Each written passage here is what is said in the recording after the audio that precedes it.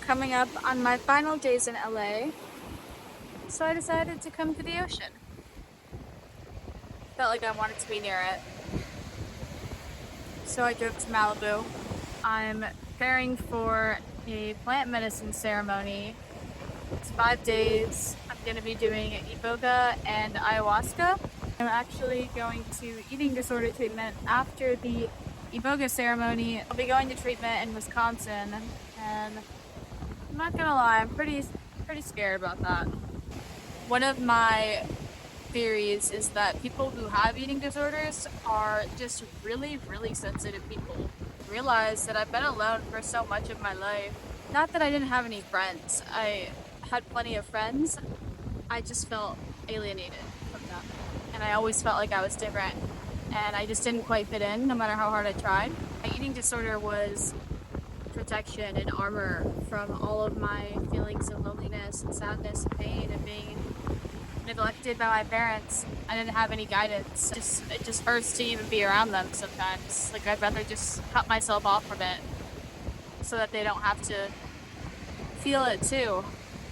Anyways, it's probably really loud, so I'm gonna go for now. I'm back at my apartment, which I haven't really started packing like I should. I'm really gonna miss it. My apartment has just the best vibe.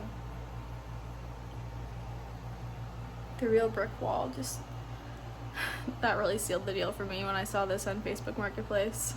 I've even been thinking about moving outside the country. Maybe Peru, Costa Rica. I've never actually been, but they look lovely. Oh, and I finished a new drawing.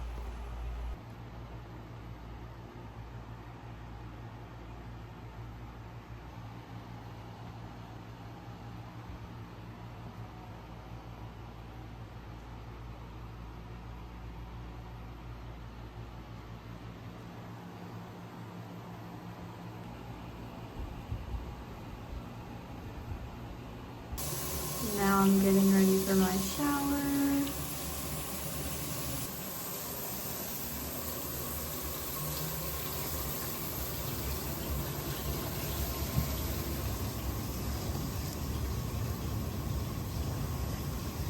I am fucking scared.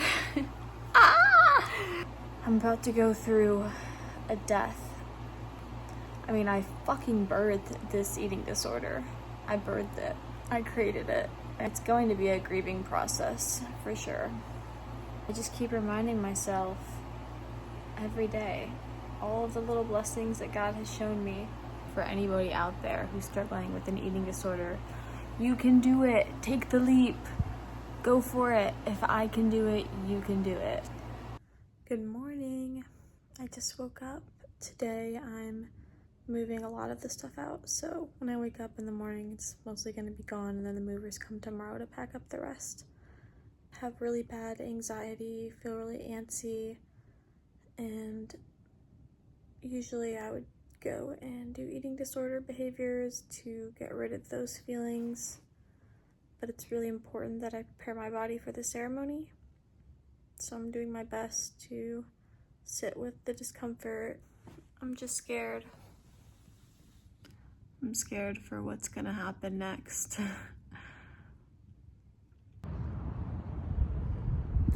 I always love coming up here. It's such a beautiful spot.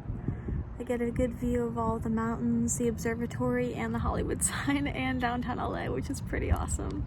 This apartment has served me really well, and I'm really glad that I got to live here for the past 3 years. Feels good. So I wanted to give a little update. I made it to treatment. I'm currently in Wisconsin.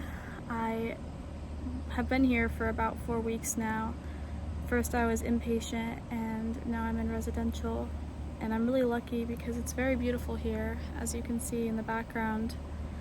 I spend a lot of my time out in nature, a lot of meditation and reflection, and of course abiding by the treatment programming, doing the meals and the snacks, and meeting with therapists and dietitians and psychiatrists.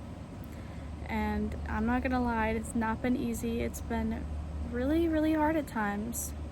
It comes in waves. I'm grieving this person, this old identity, and I'm shedding it like a snake. And it's going to be a long time, I think, before I get through this period. I'm just giving myself a lot of grace and a lot of compassion. Like I said, I've only been here for 4 weeks, which isn't that long, but I can already see such a profound shift in my ability to retain information, my relationships with other people, and how I see myself.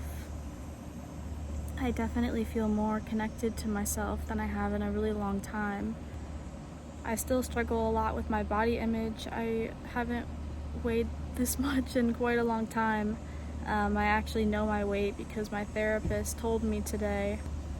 I was gonna find out my weight eventually, whether going to the doctor's office or weighing myself, so they thought that it would be a good exposure to tell me here so that I'm in a safe place. It was really fucking hard hearing that number. After hearing that number, I still chose to go and eat lunch and continue on with the rest of my day instead of letting it ruminate and fester in my mind, because a number is just a number. That doesn't define who I am. I'm able to look at all of the parts of me now that I love, the parts of me that have nothing to do with weight.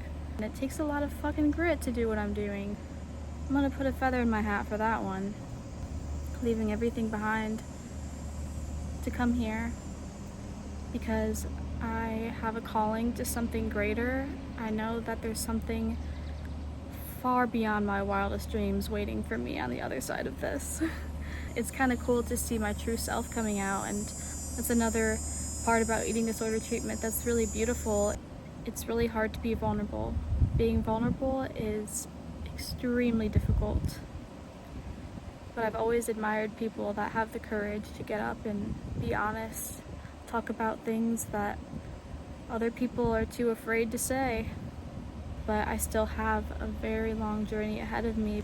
The real work begins outside of treatment. I'm gonna be faced with a lot of challenges. It takes a lot of practice. You have to essentially suffocate the eating disorder by continuously making other choices until that voice gets smaller and weaker. And then over time, it's like second nature to not do eating disorder behaviors. The past few days have been pretty rough. A lot of crying and throwing tantrums like I'm 5 years old again, but I'm still here and I'm still trying, and I'm just praying every day that God helps me get through this and gives me strength and courage. I think a lot of good things are coming my way.